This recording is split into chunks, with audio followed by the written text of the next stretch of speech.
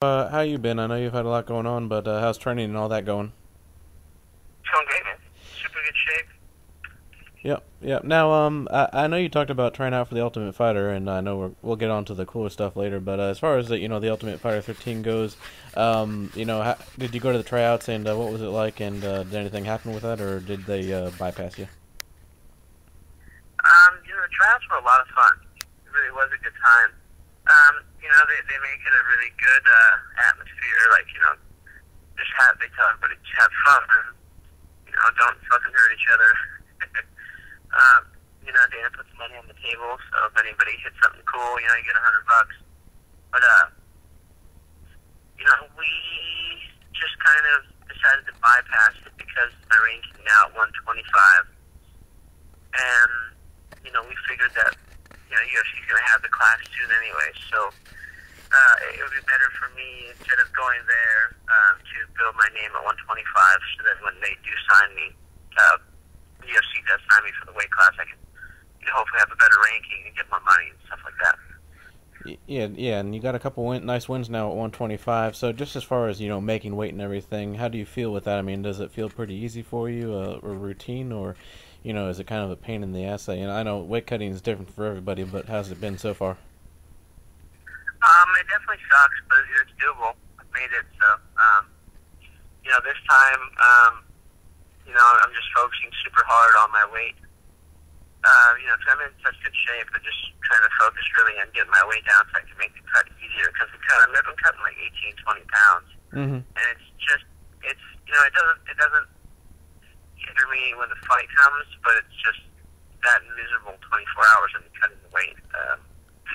It really sucks, but Right. most of the time it's kind of like 13 to 15 or something like that. Right. Now we talked about your big win over Jussier da Silva. He was #1 in the world at the time, and you followed that up with a nice win over Dustin Ortiz. Now he's a talented kid. He's fought in Strikeforce before, but I think the big difference was you're just on a bit of a different level right now, more experienced, more mature. Did you feel pretty comfortable and confident in that fight that you could kind of dictate the pace and control what was going on? Yeah, I took control early. And I just kind of walked away with it from there and had fun. I wish I could have finished the kid. I almost did, but that kid's really tough. He took everything I had and just kept smiling. So my hat's off to him. Mm-hmm. So, of course, with the win over Ortiz, you're now lined up for that fight with Daryl Montague, who actually holds the Tachi Palace fights. He won it with a nice win over Ulysses Gomez. This is a fight that I think they were hoping to put together sooner, but he had some injuries. Now, I talked to his manager, Steve Lara. He said that you guys have actually sparred together before. I was wondering if you could talk about that and, if you remember anything from working out with him. I don't remember sparring with him personally, but I think we did. I've been over there a few times. I don't remember too much about it really at all. The main person I remember sparring with over there was Charlie Valencia, and who else?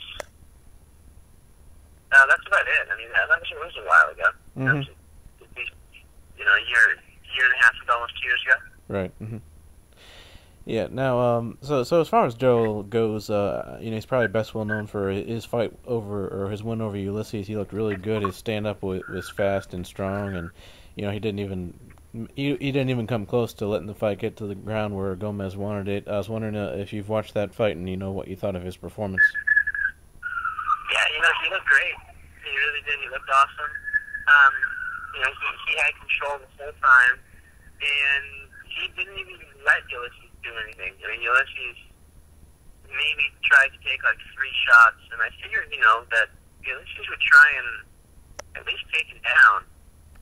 But I guess his attempts that he did make were pretty sad. He was just getting the crap kicked out of him, and every time he would shoot, he would just get shot to the ground. So, the fight, it doesn't tell me too much. It just obviously shows me, yeah, the kid kickboxed, had pretty good wrestling defense, but, no, obviously you can fight 5 rounds, but, the pace wasn't fast. He didn't really have to put up any defense against Ulysses. So it really just kind of shows me, him him just being able to get off a whole bunch and not have any recourse to it. Yeah, that's true. And you mentioned the 5-round factor. You've been fighting for a while. I was wondering, have you had a 5-round fight before, and are you doing anything differently to prepare for that? I've never fought 5 rounds. I don't see it being a problem for me. I mean, cardio's pretty easy for me to get, and I'm just training harder. Harder and smarter, just trying to take care of my body so I can last that long.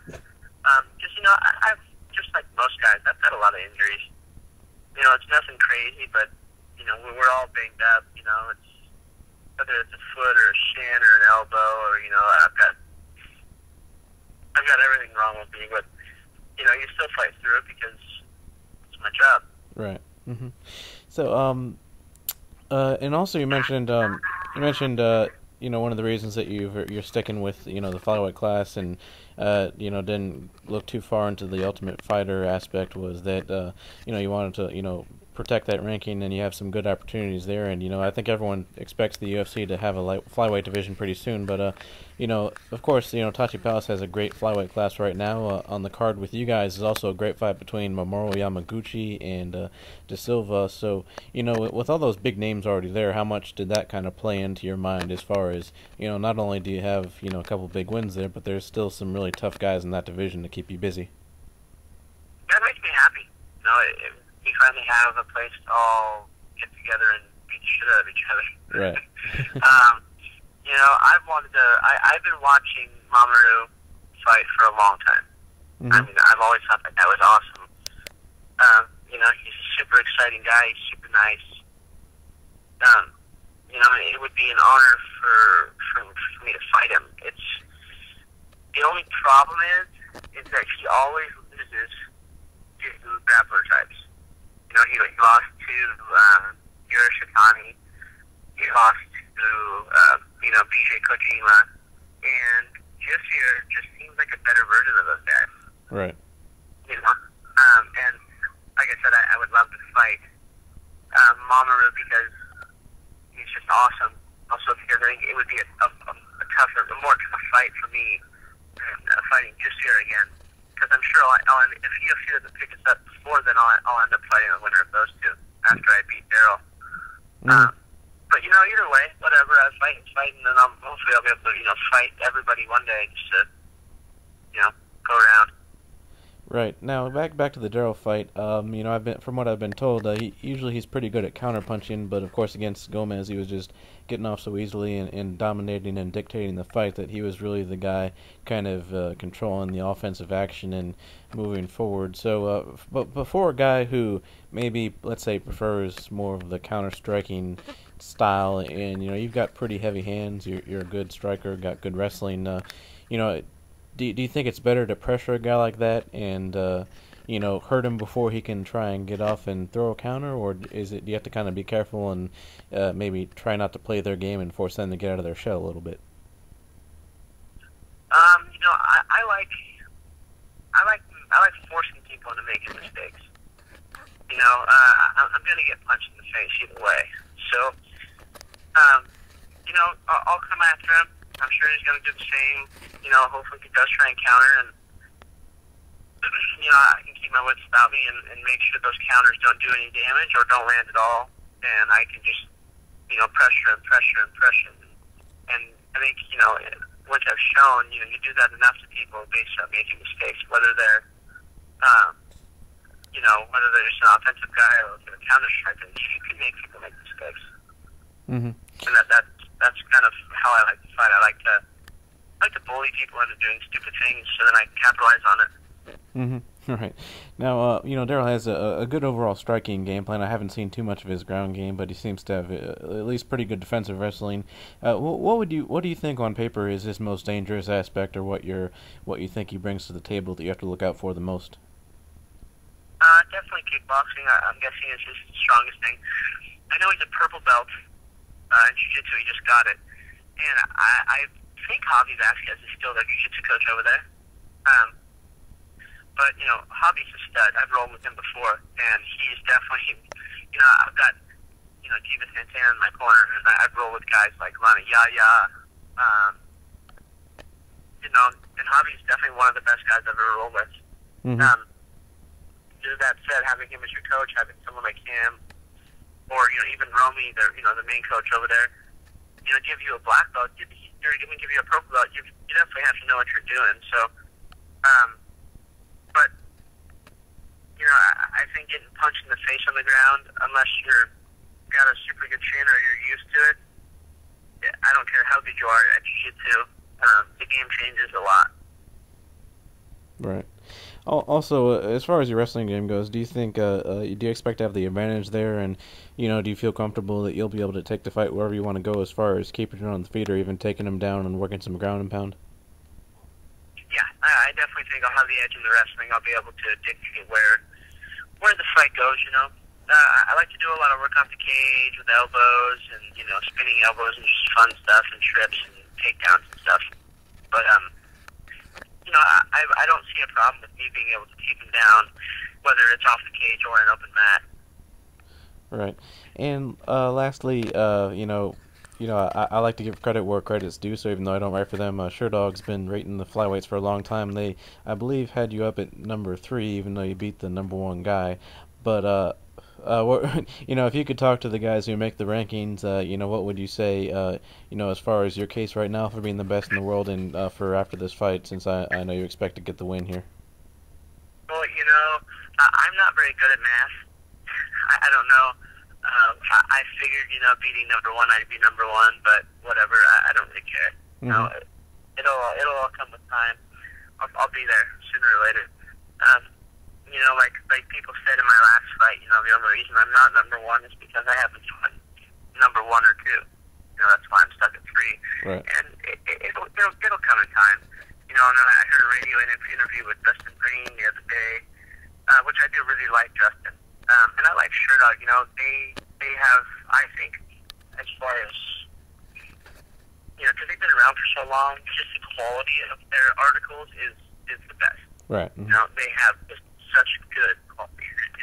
Just the way they're written is so good.